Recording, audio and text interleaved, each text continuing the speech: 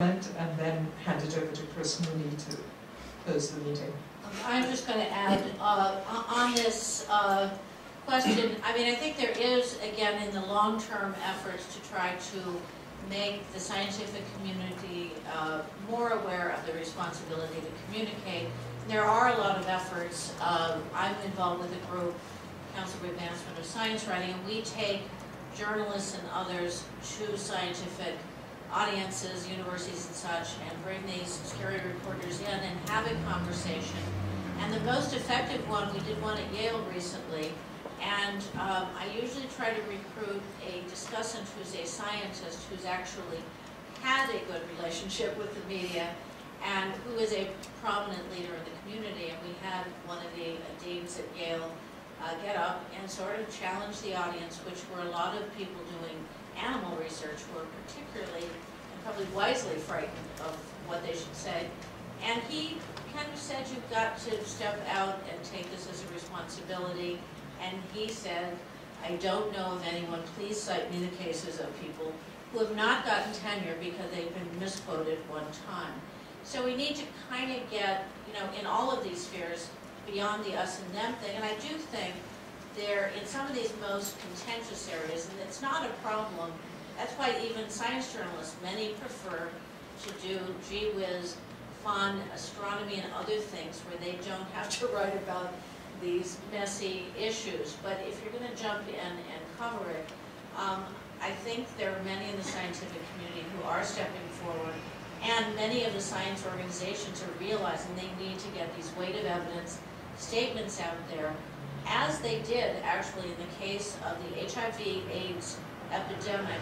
Many of us who are covering that on a daily basis, I think there was an attempt to provide information that communicated to the public that it was not spread by casual contact, and that, but it was an immediate thing, and that's easier to deal with than something abstract, long range, and not the economy, which is what climate change is. So it is much more challenging.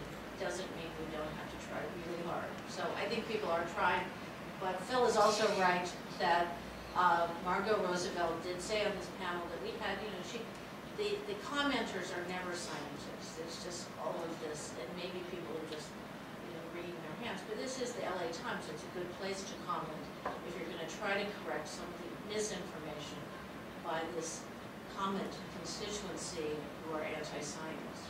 So I have to say that this last bit of conversation took a turn that I had not in the slightest expected, but it leaves me with a particular wish on my wish list, which is directed more to my colleagues on the Citizen Media Law Project, because here we saw a brilliant demonstration of maybe the two communities that have the longest tradition of open communication, journalism and science, who seem to have boxed themselves into boxes from which neither one really takes the citizenly capabilities of the other very seriously anymore. I mean, so we've heard this sort of polarization between the discourses of science and the discourses of journalism, and so I would love to talk to you guys further about how you take that on board in thinking that any unruly space in which any people can speak freely about anything, will lead to better discourse, in fact, down the line.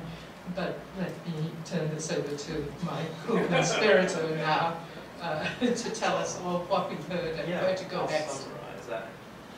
I have views on the last point too, and I've done some scientist media trainings and telling them to be more open. But I don't want to go there. I wrote on my computer and it's not going to fit up here, so maybe I'll sit down. I'm not sure. Yeah, let me do it that way. Or maybe I'll. Well, it's been a wonderful day, a thoughtful day, a contentious day, and thank you all. And I'm really, really happy with how it's gone. We've had such a great turnout, and we've had more debate in some different directions than I expected. But I think it's good. I think it's something to build on. And let me just start by running back through it. I'll make some comments, and then I'll close. The first panel I thought was really important, laying down an informational baseline for us in terms of what is out there. And so I'm really glad that we got representatives from media outlets where science blogging is occurring, and in fact media outlets that have pioneered science blogging in a real sense. And we also saw from that experience, that there's sort of a continuum out there in terms of the different models for how it exists. So on the one hand, seed science blogs, lots of bloggers, lots of freedom, lots of combat, nobody telling anybody what to do or how to do it. Discover saying, well, we're a little different, we only select a couple bloggers, we think they're the best, they're in the areas that we want, and yeah, we control, we don't want the comment to get out of hand.